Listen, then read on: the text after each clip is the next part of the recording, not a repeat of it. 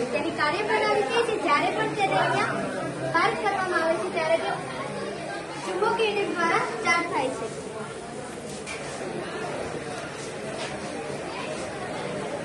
Automatic street light તેનો મુખ્ય હેતુ એ છે કે તેનું લાઇટ વડે અવરજવર વડે નિયંત્રણ.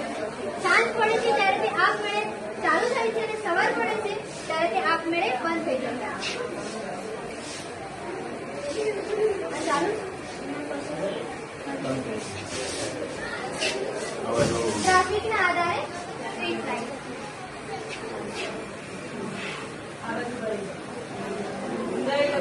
તેનો મુખ્ય હેતુ એ છે કે ટ્રાફિકના પ્રવાહના આધારે લાઇટનું નિયંત્રણ.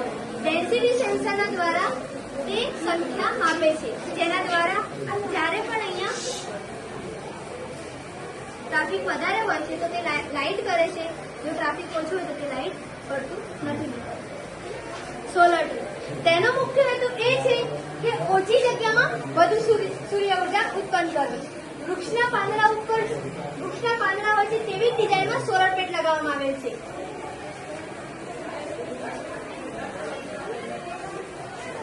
તે સોલર ટ્રેક દ્વારા નિયંત્રણ કરે છે.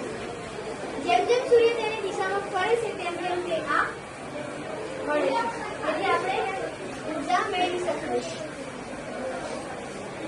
સ્માર્ટ કાર પાર્કિંગ સિસ્ટમ તેનો મુખ્ય હેતુ એ છે કે પાર્કિંગના આધારે ટ્રાફિકનું ઘટાડવું. તે ઇલેક્ટ્રોલિસિસ સેન્સરના દ્વારા કામ કરે છે.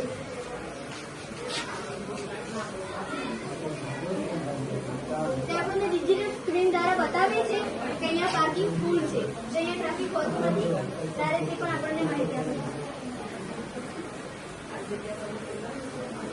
Hydrogen solar system solar panel દ્વારા ઓક્સિજન અને હાઇડ્રોજન વાયુ છૂટા પડે છે અને હાઇડ્રોજન વાયુનો સંગ્રહ ફ્યુઅલ સેલમાં કરવામાં આવે છે, જે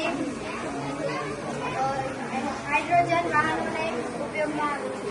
ભવિષ્યમાં જે સોલર પ્લેન્ટ છે જો ભવિષ્યમાં જે સૂર્ય ઉર્જા ઉત્પન્ન થાય તેની અંદર ભેજ રહે તેમાં વિદ્યુત વિભાજન કરે છે, જેનાથી મુક્ત તો હાઇડ્રોજન વાયુ તે આપણે હાઇડ્રોજન વાયુમાં ઉપયોગ કરી શકીએ છીએ.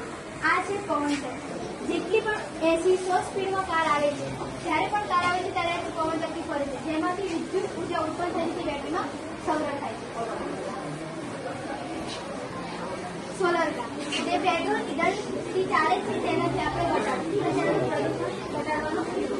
આના ઉપર સોલર પ્લેટ લગાવવામાં આવે છે, જ્યારે તેની અંદર સૂર્યના ઉર્જાનો ઉત્પન્ન થાય છે તેમાં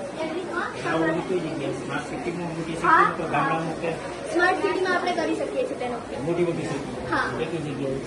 જેમ કે શહેરીકરણ વિસ્તાર છે ત્યાં આપણે સ્માર્ટ સિટી પણ બનાવી શકીએ.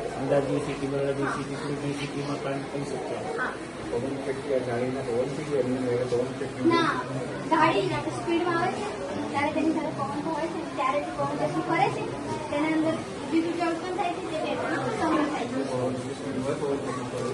હા હોય છે ને.